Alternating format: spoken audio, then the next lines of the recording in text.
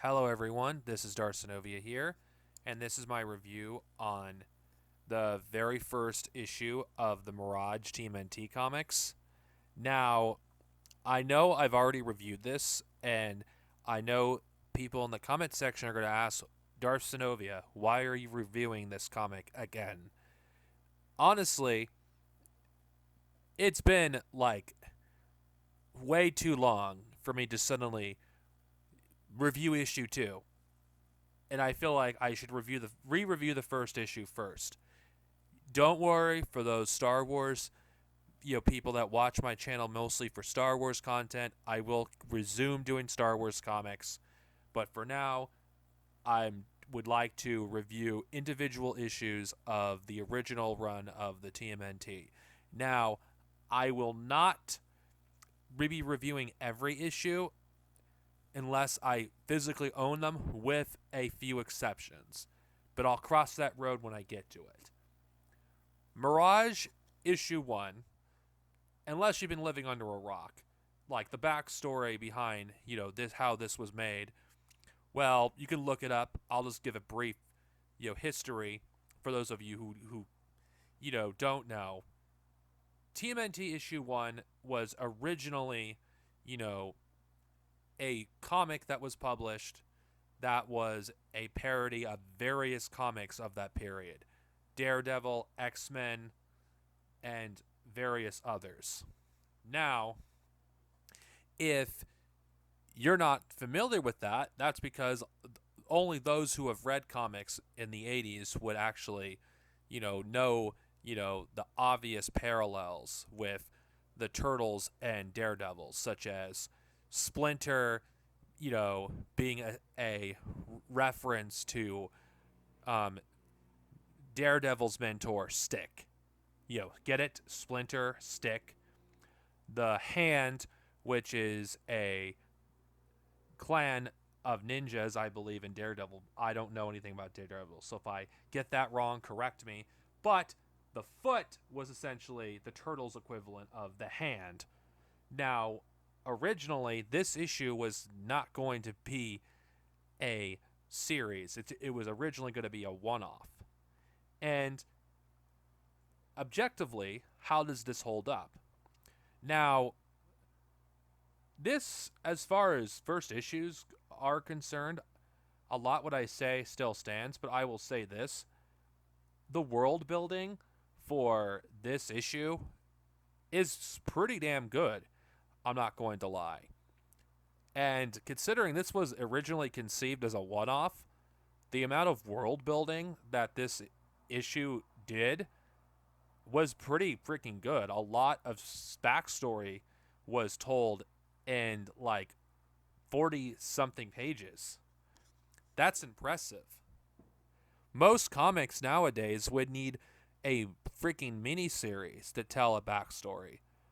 This managed to tell the backstory of not only the Turtles, but the Shredder, and it did it in about 40 pages. And it also had a beginning, middle, and an end.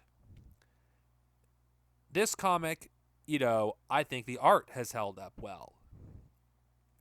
And I think any TMNT fan who's read comics has likely have read this at some point. I mean, the very first TMNT comic ever published is like not even that hard to find, honestly. I mean, this is the most reprinted, TMNT comic ever. There's a lot of reprints for this. And of course, nowadays, because of IDW holding the publishing rights to the comics, there's like a lot of ways you could actually get a hold of the first issue. And I'm mostly talking about in trades. Now, the behind the scenes, stuff that's in the Ultimate Collections, which has annotations by Kevin, Eastman and Peter Laird, you learn some interesting details that weren't previously known on how, what their thought process was when they drew certain scenes. I may bring those up in future issues. Now, the very first comic book of Ninja Turtles has pretty much anything I think that makes a good story for Ninja Turtles. It has action, it has, you know, great artwork. Though there is some negatives I will say about this comic. But then again, to be fair, this was published in 1984. And not only that, this was the very first issue ever. And honestly, they did not intend for this to last, more than one issue. The Turtles' personalities, it was very difficult to tell which turtle from who. I'm not talking about because they all wore red headbands. I'm talking about the personalities of the turtles because, with the exception of Leonardo and Raphael, none of the turtles have anything more than one line. Now, their personalities would be developed in future issues. This is one of the negatives I can say for this. Do I think killing off the Shredder is a negative? No, I don't. Honestly, the fact that I'm just going to mention this, Shredder's death in this comic book has repercussions in future issues. So Shredder is not just some one-off character that doesn't matter. Now, one thing I will give this comic, credit for is, the violence. It isn't too over the top, but this is the kind of comic that is, not for kids. And if you are someone that wants to see the darker side of Ninja Turtles and you just want to know what their underground roots look like, this is it. One of the most iconic, spreads in the comics, for those of you who've seen Turtles Forever, you'll know what I'm talking about. And the image I'm showing you, you'll know what I'm talking about, is one of the most iconic, pieces of Ninja Turtles. It's one of the things people will think of when they talk about the comics. It's one of the most iconic panels.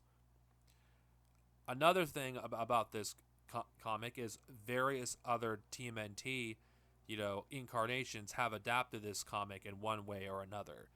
The 2003 series, adapted, the Turtles fight with the Shredder.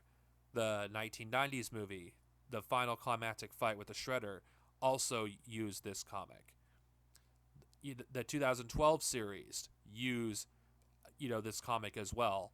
There hasn't been really one incarnation I can think of, with a few exceptions, that has not used this comic in some way.